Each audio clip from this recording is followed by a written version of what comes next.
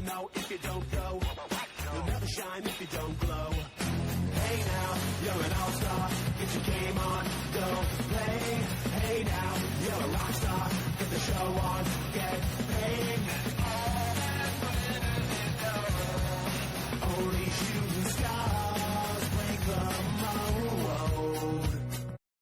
Welcome to another episode of the NRL Allstars podcast. Barnesy here, your host of the Allstars podcast, here for TLT round 8 in the SuperCoach world. It has been a ridiculous week, massive scores, massive injuries, massive sackings at the Dragons as well. Lots happening for this week. We got Mikey back. It's been a couple of weeks, Mikey. Welcome back on board, mate.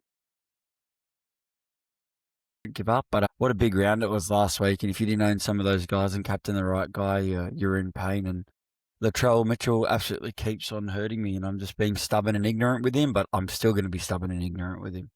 So, yeah, it's getting hard to It's a watch. big call. It's been a big call, Mikey. Horrible 27 points, Latrell Mitchell headlined round 7. I actually thought that I had a great round, and then I looked after lockout, and I didn't move up very much. I was like, man, 1,500?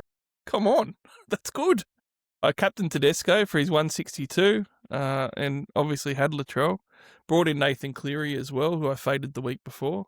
Felt pretty good about things, but mate, everybody's just got massive this week. So very hard. I only went up a couple thousand spots, so I'm still chasing pretty heavily, even though I thought I might have halved my rank. It didn't happen. And I think that this week is going to be key and a bit different than last round, because round 7 obviously had all the huge scores and everything, but round 8, so many people have fires to put out now because the headline of the round is injuries. There is a massive amount of injuries. There's also some potential droppings and things like that as well. Teams like the Broncos are decimated. And it's going to be interesting because obviously everybody's still got boosts at their disposal, Mikey, but Not everyone. in saying that, yeah, well, maybe not everyone actually. Good point. But even if you got boosts, it's very hard because Turbo, for instance, dropped a heap of cash. He's now at like 650k. It's not like you can go straight swap from him to a Nathan Cleary, to a James Tedesco and so forth. You're going to need 100 to 200k to be able to make those type of moves. And same with Payne Haas. Like those that held Payne Haas, he's now dropped $200,000 of value. So, it's tough. But what it does mean, and first of all, I think, and this is our strategy chat to start off, on what you do with these trades and all these injuries. You got to trade these guys, but I think there's two things for me. Number one, you concentrate on getting your high ceiling guys that are going to hurt you first. I think last round showed everybody that. So your fullbacks, your halfbacks especially, get those guns in now and use that money. And the second thing is that it opens up huge opportunity if you're set up well, or you don't have, say, Payne Haas and Turbo. If you've got neither of them, you're set up great, because I think the second thing is that all of these great buys this week, and there is a lot of them, aren't getting bought because teams have to purchase other positions. So certainly, there's some nice centre wings. I spoke about Nwangania Tawaze in detail last week, wrote an article about him on Sporting News about how he's just under 10% still.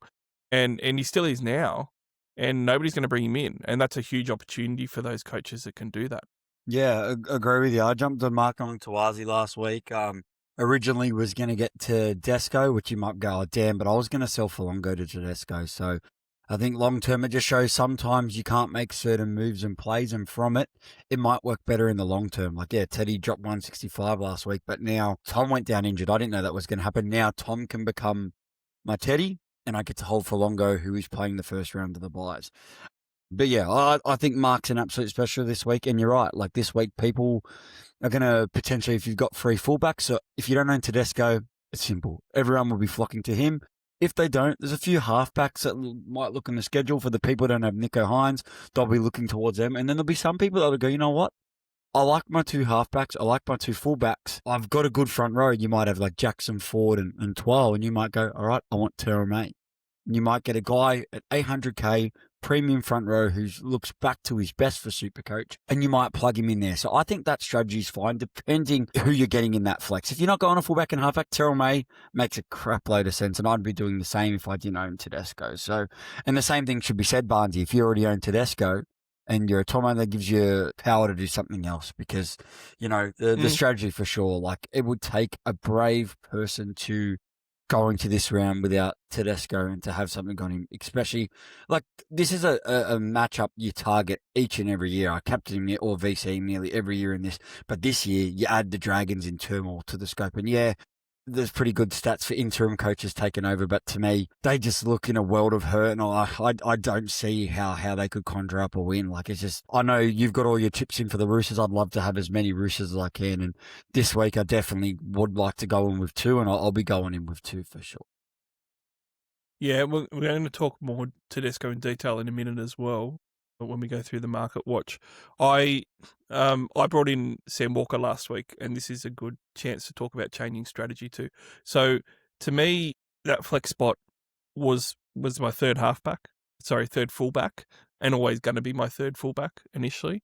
But you've got to be able to pivot, and I think that obviously fullback and halfback are the 2 spots where you can't fit everybody in because there's so many good high-scoring ceiling guys. And now that we have Turbo out, now that we have Reece Walsh out, it's become a bit thinner there. So for me, I've now gone 3 halfbacks. I got Sam Walker in last week, and I'm comfortable with that. And he's my other guy for this week for the Dragons matchup that I can rub my hands together with. And this is about the planning as well as part of your strategy. You know, I always, and you know, the Roosters jerseys are in the background here for those on YouTube, but it's not because of that. It could have been the Panthers. It could have been any team. But this Roosters draw from last week was always my target month, and I planned accordingly and got Nwanga Tuaze in 2 weeks ago, Sam Walker in last week. That gives me the opportunity this week to look at different stuff. But we should talk about Market Watch now, since you brought up Teddy. He is the most traded in player at the moment, and we'll talk about trade in first. I think he's a must-have. I'll just say it. I don't think you can go without him. I'm, as an owner who's owned him all year, I'm annoyed because he was, around that 9 to 12% mark all year. And now we've got 20% of coaches that are bringing him in. He's going to be at 32% plus ownership for sure. And that, unfortunately, is going to be quite high. Not as high as it could be, though. So there is that silver lining. But Mikey, it's not just about his 160 plus score last week. To me, it's how he looked. It's a draw. Like you mentioned, the Dragons. He's put up massive scores against the Dragons before. And he's just looking like he's starting to click with that Roosters spine. And I went to the game last week, and Jesus, everywhere I looked, he was there. He was just absolutely everywhere. So I think he's an absolute must-have, and you do whatever you can to get him this week. Yeah, 100%. You have to get him this week. Like, at the moment, I found another avenue, but when I was looking at it, my only way to get him was to sell Noah Martin, who I think's a great hold now with Hudson Young being suspended for 2 weeks, and he'll probably get picked for Origin. So I'd like to hold him as long as I can because the Raiders have good coverage. But if that's my only way to downgrade him to like a cash run or something to then afford Tedesco, I'm going to do it, even if I think Noah Martin's good, because like you said, you've got to grab him in. 23,000 coaches have already got him in. It sucks. Like, I think either way, even if Tom didn't go down, he would have been mass brought in this week anyways. That's why I liked the play last week, because I did think he'd score really well, because everyone's gone, oh, the Knights have been good. But yeah, the Knights have been good, but the week before they showed that they could leak some points. And the Roosters are the kind of team where they start to get in their groove at this point in the season. They score lots of points. So yeah, you've just got to grab him. He's going to be heavily seed and VC'd this round. 4 o'clock on a Saturday, Anzac Day clash. Like, it's like, I wouldn't say it's simple, but it's usually like if he plays 80 minutes and stays healthy, it's something that you can't risk not having something on. And you just have to have him. Don't outthink the room. Just grab him. If he gets HIA, then that's something out of our control. But what is in our control is the run, the form, and yeah, they're going to score lots of points. And he was in everything. And especially when Mark was getting the ball, he was the one that was throwing the cutout to him. So it's like generally in those plays, the halfbacks up, but he gets involved and throws that cutout ball. And the Roosters have 2 really good finishers in Nwanga Tuaze and Tupou. So it's adds more accolades to his bow. And one of the reasons why last week was my starting point was because they had the 3 games in a row at Allianz. And that's still the next 2 games now are at Allianz Stadium. And that's huge. And the daytime games like this week, it's going to be at 4 o'clock on a Saturday, hopefully sunny afternoon. It was Sunday, 2 o'clock at the night at Allianz. That's a big factor as well. And I think with Tedesco, like, he almost had 20 tackle breaks on the weekend. He's just, even just for his work rate, he doesn't necessarily have to score those tries. Like, you could take a try off him and an assist off him and a line break, and he's still going to ton up last week. And the Dragons this week was part of that draw. But next week, Mikey, it's good to look ahead. You got the Broncos, and that Broncos one's at Allianz, and the Broncos are obviously decimated at the moment.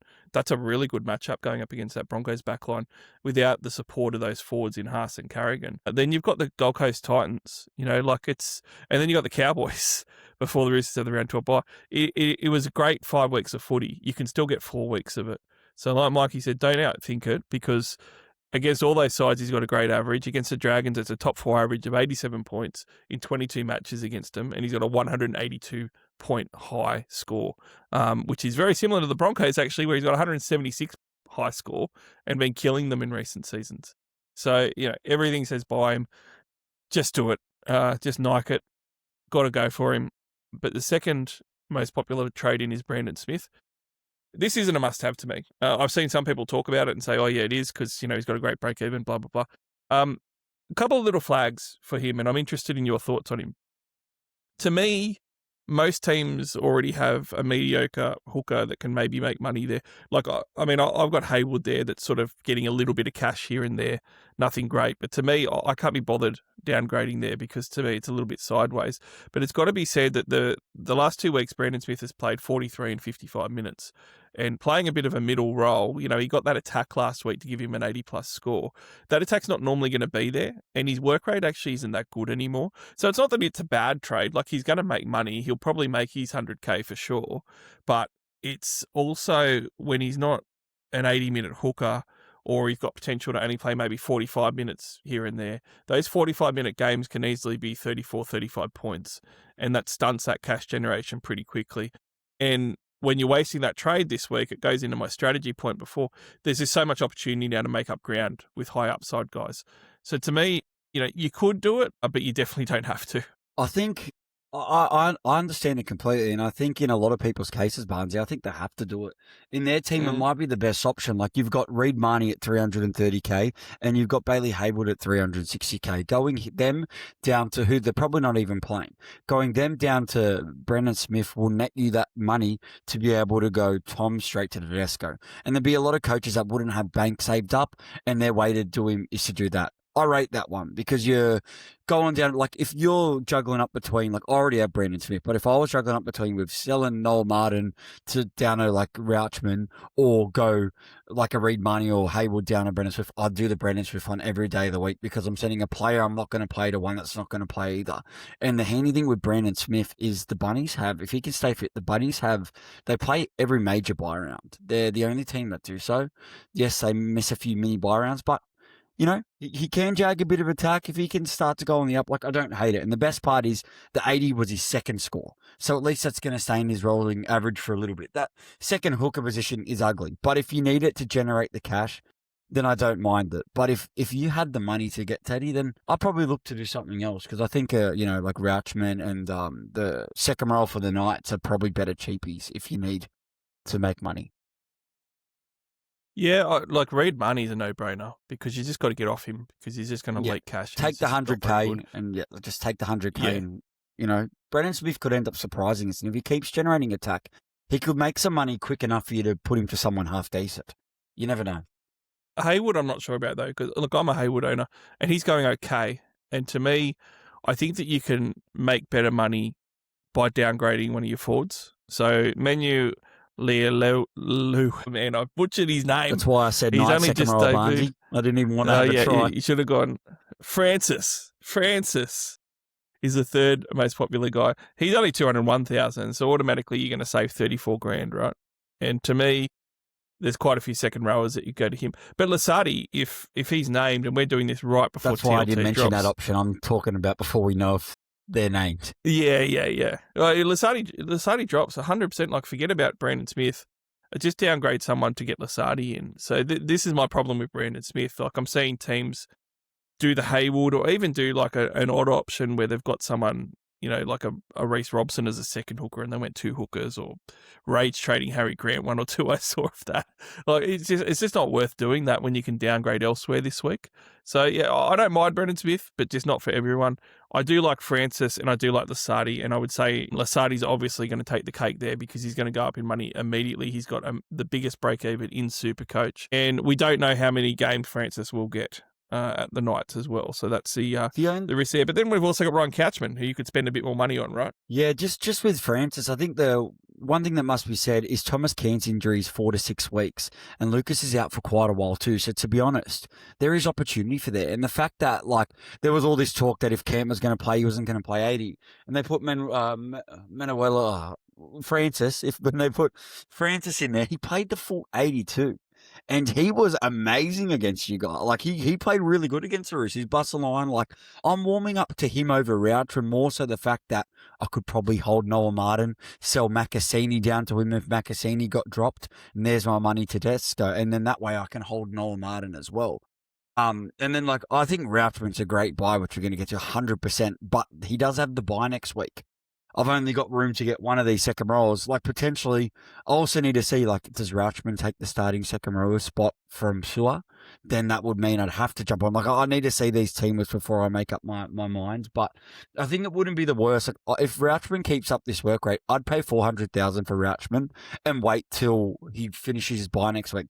Just because I think a guy like Francis, if he can pump out 80 minutes again, get a bit of attack, then he's also running at Blaze Talangi, mind you, like that edge, so who hasn't been amazing in defence. So say he busts through, gets an attack, gets 70, at 200k, he'll rise to 300 pretty fast. So you might go, yeah, I'm still willing to buy him at 300k, but I'd also, like, you know what I mean? Like, it's a bottom dollar guy. Like, that 100k rise from 200 to 300 is very helpful.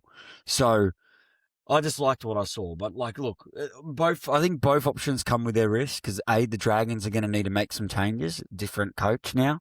And with the Knights, he's just a young guy. Like, you know, he's only played 2 NRL games like this year. So, well, Couchman as well is only a -17 break even. And it's got to be said because I think some super coaches have been carried away because of how well he's scored.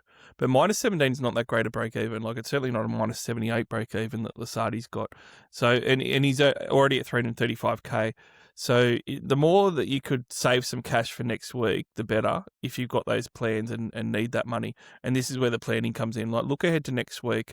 And if getting Couchman instead of Lasardi stops you from getting who you need next week, then you have to get Lasardi. It just doesn't make any sense just to spend that money for no reason because you're buying Couchman and Lasardi or even Francis for the same reasons. You just want to downgrade to do your moves and to make some cash. All of them can do that to varying degrees. So do what is going to let you do the moves that you need to make to score the most points over the coming weeks. Jackson Ford's an interesting one. He's actually the 4th most traded in player. I'm not sure how I feel about it. I sort of wrote him off a month ago as an option because he was too expensive, and I thought that he'd come back down to earth, and he did. Got 260s back-to-back on the nose, and now he's got 200s on the nose, including a try. But 87 in raw base last week, played the full 80 minutes is ridiculous. And this is the thing, I didn't expect him to get 80-minute games, and the last 2 have been 80 minutes. The 2 before were 65 and 68. You know, so it's a bit hard to tell what he's going to do, but 4 out of his last 6 have been tons. 3 out of those 4 tons have been tries, but you can't ignore how big that base is. So I understand getting him, and he's probably earned it now, mate. But Barnett came back last week from injury and didn't seem to impact it. Does it impact more in the coming weeks? I just don't know. He's playing well enough to spend the money, though, I guess. So just wait and see, because he's not going to score badly. It's just a big investment when there's so many high ceiling guys at the moment. But is Ford a high ceiling guy? Because, you know, 4 out of 6 tons, I can't argue with those numbers. He's leading the Daily M. He's been absolutely amazing. But, like, I feel like if I'm going to front up the money, I'd go Terrell Mate for an extra 70k. But, like, I can't knock it. Like, I think there's going to be some games where they don't need him to play 80 minutes as, like, Barnett gets his fitness back. So, like you said, it's going to be a bit of a roulette. But he's got a pretty decent floor, too. But it just means, obviously, when that floor is what it is and you're paying, an extra 146,000 than his starting price, that's just what makes it a little bit tougher when there's other opportunity out there. But look, if a front row is who you need, like, I get it. He's 70k cheaper than Terrell, mate. Like, I get it if a front row is who you need. Like, a lot of people will probably be going, like, what, paying halves to him for the people that still have him. Like, that kind of makes a bit of sense to me. But yeah, he's performing really well, so I can't knock it. But I just, it's something that I can't afford to do. I tell you some people are saying not to buy him. And this isn't for everybody. Some people should be buying him and it's fine. But if you are buying him instead of James Tedesco, do not do it. If you're buying him and don't own Nathan Cleary, do not do it. Even, Nico Hines with his ceiling, you should be getting him in if you don't have 3-gun halfbacks or 3-gun fullbacks, you should be investing in that position instead. Exactly. Those are the people that probably should not be getting Jackson Ford in this week. There's also a bit of a mid-range front rower that's quite an interesting option and one that I looked at extensively, and that is Xavier Willison. Now, Willison now has such a big opportunity in that Broncos pack because they've now got no Haas, they've got no Carrigan at the moment, and he's coming off scoring 79 in raw base in 72 minutes, starting 13, 96 points total on the weekend. Ridiculous score, but it's also something that he's always had the potential to do, always been a 1+ PPM type of player. He's a monster, and he's only 502,000. So he has the makings, to me, of a Terrell May breakout. The problem is, obviously, the Broncos will eventually get players back, but for now, this next month of footy could be huge for Willison. So this is probably one of the guys where it's a real luxury, Mikey, if you don't have the injuries and the fires to put out. You can look at guys like Willison, and I absolutely think that Willison is an option to downgrade to free up money from, say, Payne Haas. Like, you can get 150K from that to get to Teddy. If you bring in Teddy and Willison for Payne Haas and whoever you've got there, be it Turbo or whoever else, that's pretty big upgrades, I think, at the moment as far as points for the next month. I think he's a really good option and one that people won't be able to get on. Yeah, he's someone that I always look at. I love Willison, and he played 72 minutes last week. From those other games, he's been getting 39, 54, 44, 47, 58, and 41 minutes.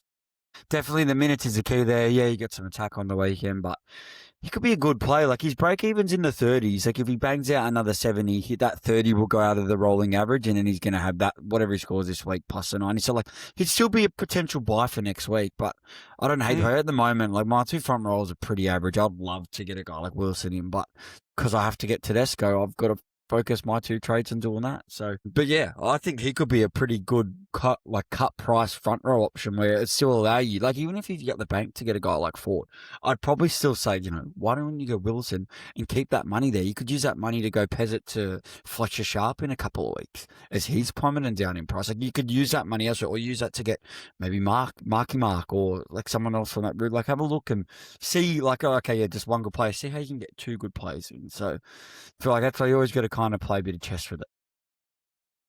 Yeah, he's actually a 3 out of 4 at Suncorp as well because I got Magic Round there. Which is huge.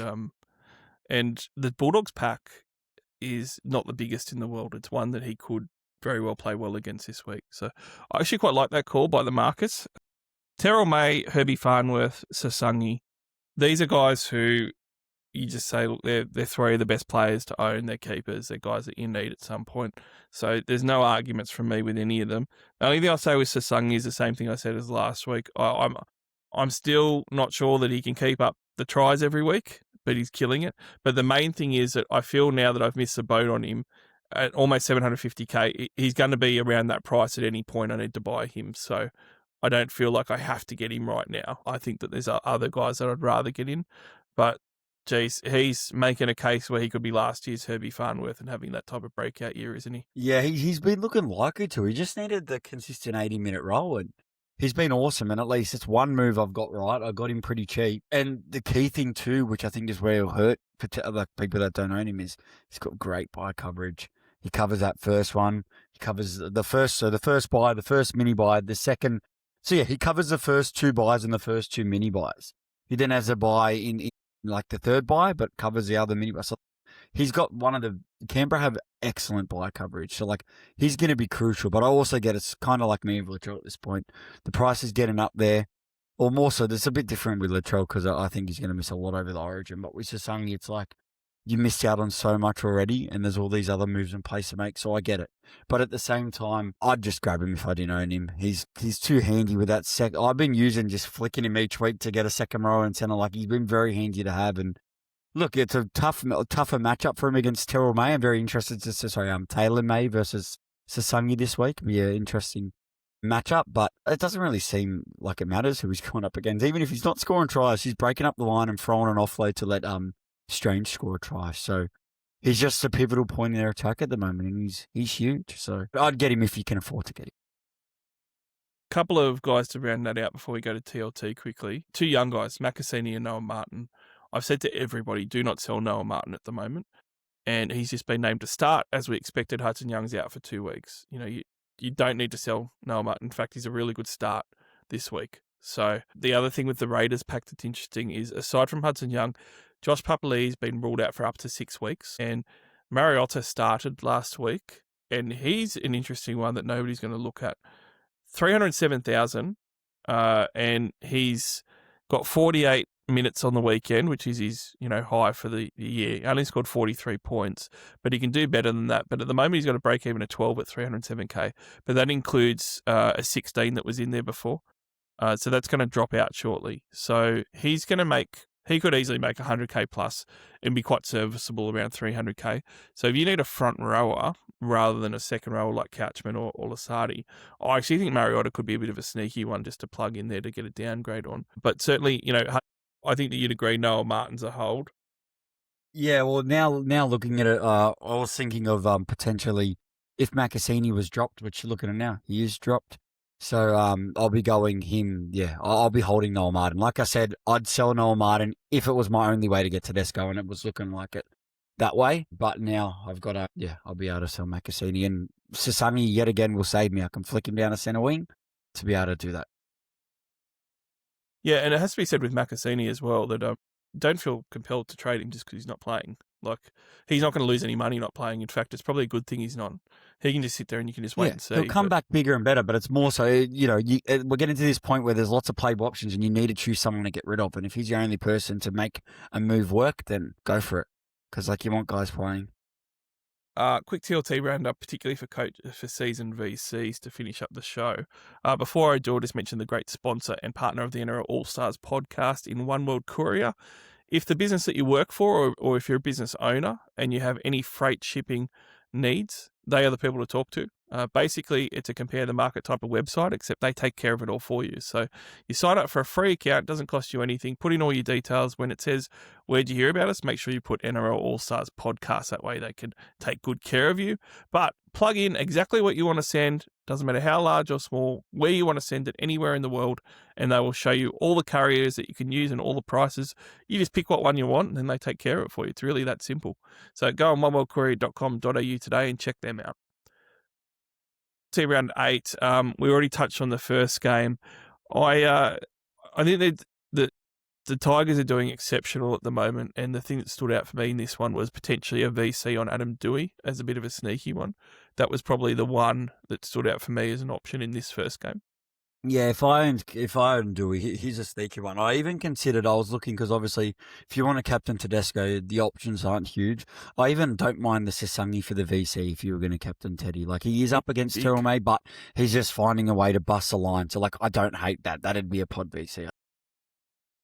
Up against Taylor, mate, not Terrell. Sorry, Taylor. I keep mixing around. But yeah, he's up against Taylor, which on paper doesn't look like a great matchup, but if you didn't have heaps of options, I think you could do worse than throwing a VC on Sasami at the moment. Sharkies and Cowboys. I'm just going to say I've got my little black book out. I mentioned a couple of weeks ago, you've got to have a black book for SuperCoach. My black book now has Britton Nicker in it at about 430K with a 90-plus break-even on the bench. Crazy price. If you can get to 300K and start again, boy, oh boy, straight in. Every year it happens. Drinky at home in Townsville. Bounce back game potentially. Or Nico Hines coming off his 144-point score and having a rest. Both of these guys look good. If it was at Shark Park, Nico Hines, I'd be all over it. But the Sharkies actually have quite a good record against the Cowboys. So I see points in this one. So much so that I have looked at the luxury trade of bringing in KL Iro this week as well. Yeah, that's not a bad play at all. I think at this stage, I'm looking at more like a VC Teddy into Captain Cleary looks like an obvious choice. But I think I'm going to have the C on Teddy, because I think he's going to do so well that I'm just going to waste looping him anyway. So I'll go VC on someone like Hines. I think Hines is a great play. He's had the week off the rest, and we've seen him just go on a tear this year without being excellent. So if he puts together an excellent game, then we've got a massive score in the hand. So yeah, I think he's a great option. And same, I don't mind the Drinky play. Surely the Cowboys come back, but I've just got the feeling that they're going to go in the usual Cowboy slump. They've overachieved for the past month, and I feel like they're going to string a couple of losses together. Yeah, that's why. Well, funnily enough, Drinky has a terrible record scoring Supercoach wise versus Sharkies. There you go. Nico has a 89 average with a 142 point high. He loves it. So I'm all about Nico this week for sure. And that is why it was hard to trade him for those that traded him, because he's now back and it could be a tough watch. If you are looking at luxury trades in this one, if you are a Harry Grant owner and you have got extra trades, going to Blake Brayley, I would not mind at all at the moment. This could be a good week for Blake Brayley too. Broncos and Bulldogs.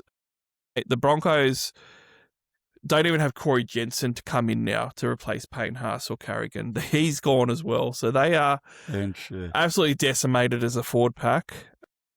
Now, they do still have Mam and Reynolds in the halves if Reynolds can get through the game. But it looks like a game where I made the comment during the week, geez, I'm unhappy that we had Carraz go down because I would have loved to have Carraz in this. But anyone who brought in Jacob Preston last week with a 60-point score would be disappointed, but you always had this week to look forward to, and I do think that this week he will repay owners. And I'm going to put out a massive pod call here. I don't think there's any VC or C options, but if you're, again, really angry with another Melbourne Storm star, not Harry Grant, and his name is Cameron Munster, who I'm exceptionally angry with, Matt Burton goal kicking in this one at pretty cheap price. If you want a pod option and just to have a crack, I wish I brought Matt Burton in a month ago when I looked at him when I brought in Munster. Yeah. I don't think that's a bad play at all for a pretty yucky position. I personally, when we get to, there's a 5'8" that I kind of prefer if you want to have a little bit of a pod. But yeah, on this one, Preston got HA'd last week, so I wouldn't be unhappy at all with how he scored. And I would have been disappointed with this score last week because I thought, with how Eels have been leaking, that he would have scored pretty well. But yeah, good matchup for him.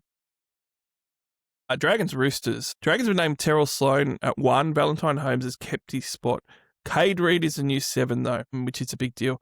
We have Ryan Couchman starting second rower. Oh, boy. Now the cat is amongst the pigeons. There is some decisions to make here. On the Roosters side, as you would expect, pretty much what you thought would happen, aside from the fact Billy Smith is in the extended squad and Hugo Savala might get punted from centre last minute. It still looks like a Roosters towel up, though. I mentioned Siwa Wong last week, who went 80 plus. Really like him still. I still think Angus Crichton will get a try this week. I've been saying it for a couple of weeks, but I think this is the week. And Ryan Couchman, so with Lasardi not in for Melbourne, Ryan Couchman almost becomes a must now because if he's starting, he's going to carve up. So I think that pretty much answers the questions, but I wouldn't even VC Teddy in this. I just think the C, but I guess some people, Mikey, might say it's a good strategy to VC because everybody's going to be on him. If he does have a bit of a mediocre score, you get a second crack later on. Yeah, 100%, but it's just more so if you believe he's going to go big and you're going to end up looping and you like your bunch of starting plays this week. That's why sometimes I prefer just to captain, but going back to, I just made some changes to my side live and the Ryan Counts, I think, just thrown an absolute headache. I thought this might happen, but he's made quite a few changes, probably changes as Dragons fans. Why don't he's got young Cade Reed in there, and if they seem to perform, there's definitely some Supercoach opportunity on the horizon. And the pod that I like, I know Billy Smith's back in, but I think Hugo Savala's killing it in centre. I know if he can continue to do it, he's got a very low break even this week, and you can jag him at 5'8". So, like, if you want to play with the devil a little bit and you think he's going to hold his spot, I like him at 5'8", especially with that Roosters draw. If he managed to hold that spot, sneaky pot at 5'8". I'd love it if we just knew that Billy Smith was out. I would have been on him weeks ago, He's to be in the honest. 19th, man. If he doesn't come in late and Savala has another big game, maybe he can jag the spot off him. But I know the problem Roosters is love because him. it's a Saturday 4 p.m. It's a bit later in the round, so it makes it hard. But yeah, it's something for the bold.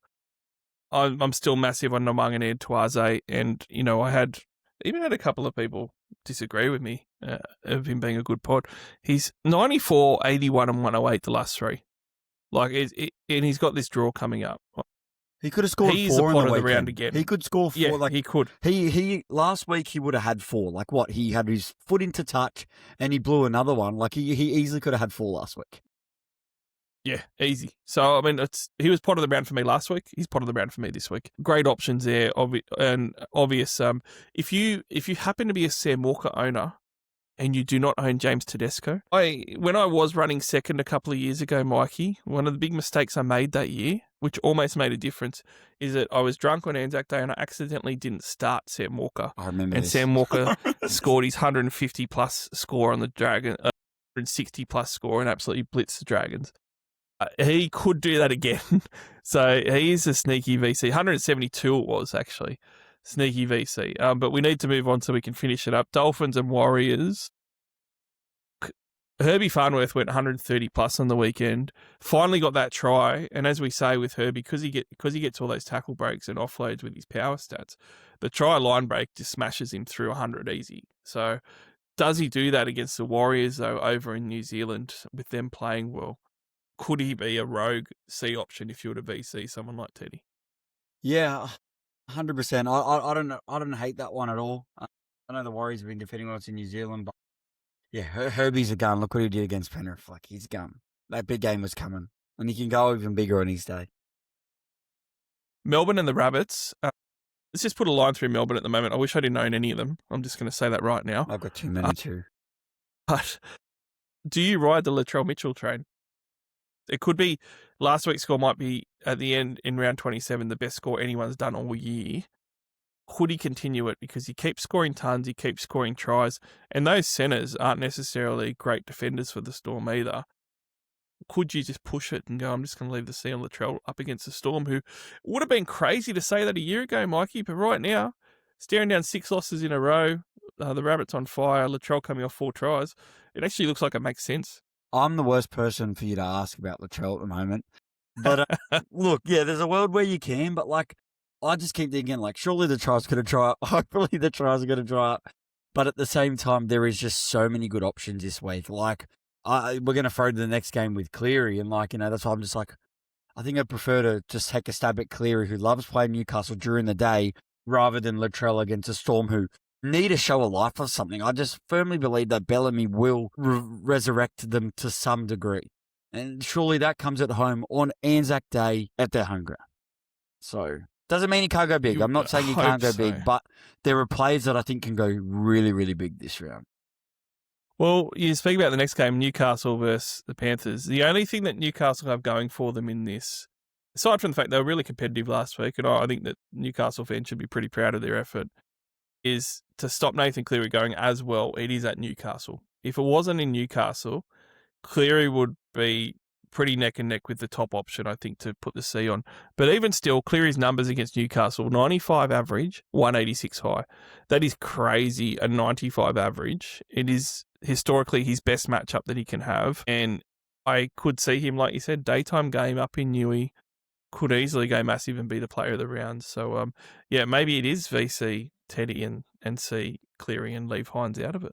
Yeah, 100%. I think one of those 4 formulas using Hines, Cleary, and Tedesco will probably be the place, just deciding on which one. Like, if you think Tedesco's gone 120 plus, then you probably go the Hines, Teddy. If you think the other way and you think, what if he doesn't go as well, then you do that. I think they'll both be very I'll tell you my popular. argument against Cleary, mate. And it's not a very good one, but I'll make it. He's got 3 out of 4 tons the last 4 games, 4 out of 7 tons for the season so far. But they all just are scraping tons. He doesn't have the 150s, the 140s yet. They're all 109, 117, 115, 118. They're good scores, but they're sort of borderline, do you even want to loop at scores? And that's the thing. Like, if he's going to have a big game, and he has had big games this year, they haven't been big elite scores. So that's probably the difference between him and, say, Hines and Teddy this year so far. It's more so like last week he was on like 97 or something at halftime. So the thing I'd say to that, and he just didn't go along with the second half because Penrith didn't. If they can put like a full game together like what they were doing against Melbourne, but it's all Cleary, which is always it's always there as a possibility, then he's got the potential to pump out a 180 plus. He does. And I believe he'll do it this year if he stays fit. It's just pick him when he'll do it. Like, the Knights have been good, but they show they can leak a lot of points last week. And if Penrith are on for this one, then, yeah. Like, I personally, right now, as we're currently talking right now, I don't have the captaincy on Cleary. But it is something that will be in my thoughts all week. Like, it's a tough one to get right, but it'll be pivotal this week at who you captain. He's a lazy bum, 97 at the half, and could barely manage 20 points in the second half. You should just trade him out. Forget about Nathan Cleary. Sea Eagles versus Eels, second last game. The main note here is Kohler is very popular at the moment. He's got the fullback spot. I actually really like him, but I'm going to say I feel like that he gets dudded in the scoring, and I've said this for years. He only scored 62 on the weekend. I reckon he got way more tackle breaks than what they gave him, and it feels like that all the time. So I like him as a buy, but I also will say I'm not sure how well Manly go. I know they've been winning under Foz, but I mean the Eels towed up the Dogs last week. They don't have Turbo there this week. The gloss of a new coach is sort of wearing off now. I like him, but at almost 700k, there just seems to be a lot of other options that a lot of teams probably should go for first. I like Kohler. I think it's a nice play, but I'm also like, I do love the Eels matchup. I love him at fullback, but what I want to do is I prefer to, he's got to break even 119. Wait a week, he plays Penrith next week. So then potentially you could look at to bring him in, like just wait a couple of weeks. I don't think he'll cost you too much more. He might even lose some money and then grab him in for the for the Broncos matchup where he goes Broncos, Tigers, Titans. I know Broncos or Tigers might not be the easiest if they continue to do well, but he does provide good buy coverage. He's someone that I'll keep on my radar, but he'll probably become that player that I'm just not able to grab because I've got other priorities. But I think it's one that you should keep an eye on because he's got a pretty good scoring when he's in the fullback position. Little Black Book has Ola Kawatu in it with 120 break even at 700k, but I think that he could terrorise that Eels edge this week as well. So I'm hoping if you own him, you'd be happy. Yeah, I'm an owner at 4% ownership and hoping I can get something out of it there. That's what I was alluding to earlier with some of the pods that I've got that just aren't firing from yet, but he's one. Yeah, he's someone I'd have in the Black Book, especially if I know Liam Martin's injured, but if for some reason he doesn't get into that Origin squad, huge cover. Very competitive in the second row, so like he's no guarantee. No, at Preston, the moment. Duncan, there's a heap still, and obviously Cam Murray could play there. So yeah, Angus, there's a few. I would say I looked at Lehigh Hopelati 3 weeks ago at 564k. I'm bitterly disappointed that I went Valentine Holmes instead because he's gone 95, 67, 103. He's now too expensive to get. But yeah, I prefer Kohler over him, especially in fullback. Yeah, you have to do that. Well, look, that is the podcast right on time. Mikey, thanks for jumping on, mate. Good luck this week in round 8. I do hope that your fortunes turn around. I'd say that I hope Latrell doesn't score a ton on you, but I own him along with everyone else, so I can't at this point, I'll take a low ton. Give me 100. I'll take 100. So no more 180, please. Or even 150. Like, Mike could take 150. That's a fair middle ground. Latrell can have a 150. Everybody listening, make sure you jump on YouTube, Spotify, and iTunes and follow us there. Make sure you subscribe. Also on social media, we're on X, we're on Instagram, we're on Facebook. But really appreciate everyone listening. Good luck with the round. Hopefully everyone's captains are 150 plus. Can't wait to talk more footy again with everyone next week. You'll never know if you don't go. You'll never shine if you don't glow. Hey now, you're an all-star. Get your game on, go play. Hey now, you're a rock star. Get the show on, get paid. Only shooting stars break the mold.